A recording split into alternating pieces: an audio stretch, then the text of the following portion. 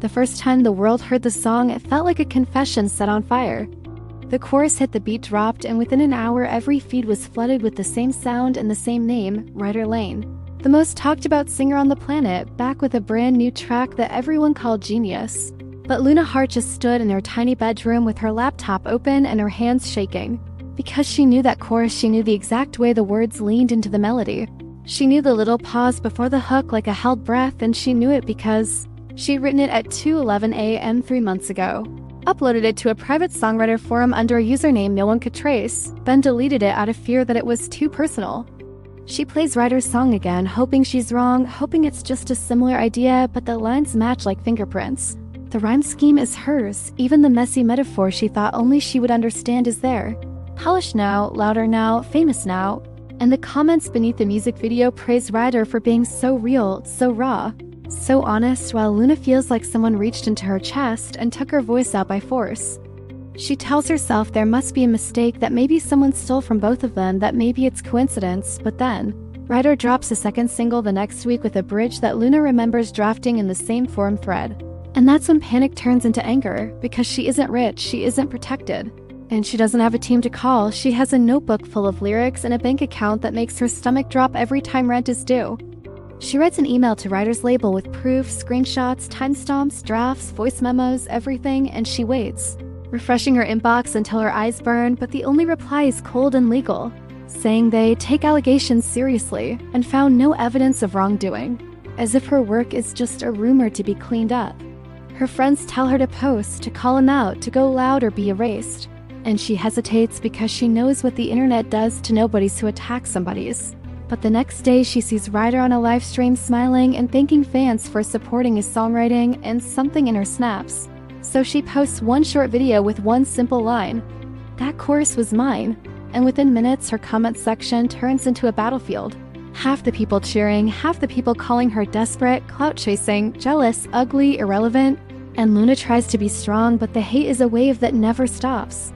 She's about to delete everything when a message arrives from an account with no profile picture and a name that means nothing.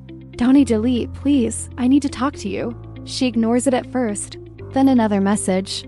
"I swear I didn't mean to hurt you." Then another. It's Ryder, not the team, me. Her stomach flips because it can't be real. But the next message includes a short voice note, and the voice is unmistakable, softer than on stage but real, saying her name like he's afraid of it. Luna's hands tremble as she types back, because she has dreamed of being noticed, just never like this, never as a victim. And she demands the truth, demands an explanation, demands to know how her words ended up in his mouth. The answer comes slowly, like someone walking into a room full of broken glass, because Ryder tells her he knows her better than she thinks. And Luna feels sick at the sentence until he explains that for months he's been writing with someone online under an alias in a private songwriting chat, trading lines and melodies and half-finished ideas with a person who felt like the only safe place he had someone who understood the pressure of being seen and not being heard, and he thought it was just a talented anonymous writer who liked working in secret. Luna's heart stops because she's been in that chat too, late nights, sharing lyrics with a user named Northstar, who always responded with kind edits and clever melodies and notes that made her writing better. Someone who never flirted openly but always stayed, always answered, always wrote back with a warmth that made the lonely hours feel less lonely. The messages flood back in her mind, the way Northstar once wrote, "Your words sound like a light turned on." The way he asked her what heartbreak tasted like, the way he admitted he hated how fame made every emotion feel staged. And Luna realizes she didn't just share songs with a stranger. She shared pieces of herself, and now Ryder is telling her he is Northstar.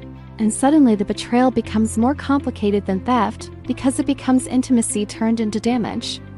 Ryder says he never stole directly from her, that he sent their shared drafts to his producer like he always does, assuming the producer would clear everything properly, credit everything, protect both sides.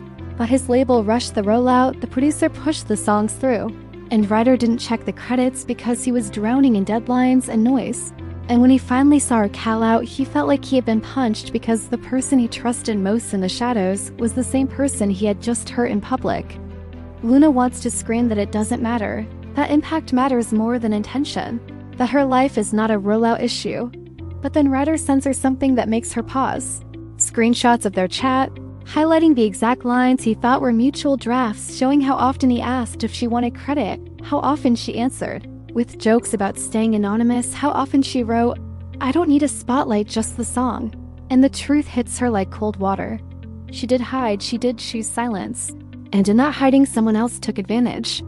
Ryder tells her the producer has been copying her forum posts too, feeding them into sessions, cutting her out, using her anonymity as a weapon, and now Ryder is furious because he's realizing he wasn't the thief. He was the mask, the famous face that made the theft profitable.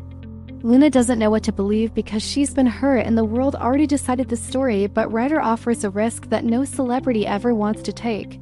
He wants to go live and tell the truth. Credit her publicly, admit he used songs that were not properly credited, and call out his own team if needed. Luna thinks he's lying to save himself, until he says one sentence that feels too real to be strategy. "I don't care if they cancel me. I care that I lost you." The words land in her chest like the first note of a song you didn't. T know you needed, and she hates that it moves her, hates that she still wants to trust him. But she also remembers the late nights when North Star made her feel seen without asking for anything, and she wonders if that person is still there behind the stage lights. The next day, Ryder goes live, millions watching, and he says her name clearly. And the room online shifts as he explains the collaboration, the mistake, the missing credit, the producer's role, and he apologizes without excuses. Then he drops a link to Luna's page and says he wants the world to hear her as herself, not as a rumor. The label goes silent, the producer disappears. The internet flips from rage to shock to obsession. But Luna doesn't feel victory. She feels exposed because anonymity was her armor and now it's gone. Later that night, Ryder messages her again, not as a star, but as North Star, asking if she wants to finish a song together the right way. Credit on the page, her name in the light, and Luna stares at the message for a long time. Because part of her wants to block him forever, and part of her wants to write back a chorus that forgives without forgetting. She finally types one line only, "Send the track." And somewhere between that line and the first note that plays, the story stops being just scandal and starts becoming something dangerous and real. Because the question isn't only who stole what, the question is what happens when the person who hurt you is also the person who understood you first. Watch the full video on YouTube at celebritytoons and like and subscribe for more.